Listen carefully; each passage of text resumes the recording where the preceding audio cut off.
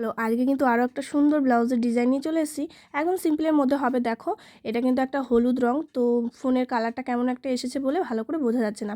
তো চলো আমি লেন্থ 15 নিয়ে নিয়েছি, শোল্ডার কিন্তু এখানে 5.5 আছে, আর ডিপ নেকের জন্য কিন্তু আমি এখানে 10 ডাউন নামালাম, আর এখান থেকে কিন্তু 4-এ দাগ দিয়ে কিন্তু এখন দেখো ওপরে যে আমি 2.5 ইঞ্চি নিয়েছিলাম, তো তার সঙ্গে কিন্তু একদম বক্স করে একটা দাগ দিয়ে তারপরে আমি এই যে দেখো সুইট হার্ট নেকের একটা ডিজাইন ড্র করে নিলাম।